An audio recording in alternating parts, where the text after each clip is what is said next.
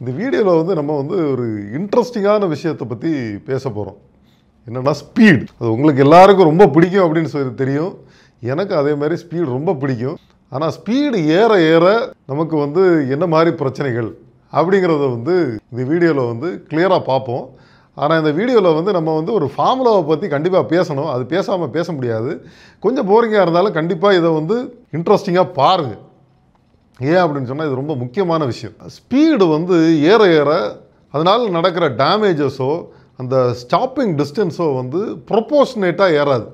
இப்போ வந்து நம்ம ஒரு 30 கிலோமீட்டர் ஸ்பீடில் போகிறோம்னு வச்சுக்கோங்களேன், அது எங்கேயா போய் மோதிட்டோம் அப்படின்னு சொன்னால் அதனால் வர டேமேஜும் ஒரு 60 கிலோமீட்டர் ஸ்பீடில் போய் வர டேமேஜும் பார்த்திங்கன்னா அப்படியே டபுள் டைம் இருக்காது. அதே மாதிரி 30ல் போகிறதும் 60ல் போகிறதுக்கும் ஆனால் ஸ்டாப்பிங் டிஸ்டன்ஸ் 30ல் போய் நம்ம வந்து ஒரு 10 மீட்டரில் வந்து ஸ்டாப் பண்ணி நிறுத்துகிறோன்னு வச்சுக்கோங்களேன், 60ல் போனால் 20 மீட்டரில் வந்து ஸ்டாப்பிங் டிஸ்டன்ஸில் வந்து வண்டியை வந்து நிறுத்த முடியாது. ஏன் அப்படின்னு சொன்னால் இங்கே வந்து கைனட்டிக் எனர்ஜி அப்படின்னு சொல்லிட்டு ஒரு விஷயம் உள்ளே வருது. இது வந்து என்ன அப்படின்னா ஸ்பீடுக்கு வந்து ப்ரொப்போர்ஷனேட்டாக ஏறாது. ஸ்பீடு ஏற ஏற பார்த்தீங்க அப்படின்னு சொன்னால் அது வந்து ஸ்கொயர் அந்த மாதிரி ஏறும். கைனட்டிக் எனர்ஜியோட ஃபார்முலா என்ன அப்படின்னு சொன்னால் 12m × v² அப்படிங்கிறது கைனட்டிக் எனர்ஜியோட ஃபார்முலா. இங்கே எம்ங்கிறது வந்து என்ன அப்படின்னு சொன்னால் மாஸ், விங்கிறது என்ன அப்படின்னு சொன்னால் வெலாசிட்டி. வெலாசிட்டியில் வந்து ஸ்பீடை வந்து எடுத்துக்குவாங்க. இப்போ வந்து நம்ம வந்து 30 கிலோமீட்டர் ஸ்பீடுன்னு எடுத்துப்போமே, 30 கிலோமீட்டர் ஸ்பீடோட கைனட்டிக் எனர்ஜியை வந்து நம்ம பார்த்தோம் அப்படின்னு சொன்னால், இப்போ இங்கே வந்து நம்ம ஒரு 200 கிலோ ஆப்ஜெக்ட்னு சொல்லிட்டு எடுத்துப்போம். மாஸை வந்து 200ன்னு எடுத்துருப்போம். இப்போ வந்து 12 × m × v² அப்படின்னு சொன்னால் 12 × 200 × 30² அப்படின்னா என்ன வரும்? 12 × 200 × 30² அப்படின்னு சொன்னால் 100 × 900 அப்படின்னு சொல்லிட்டு வரும்.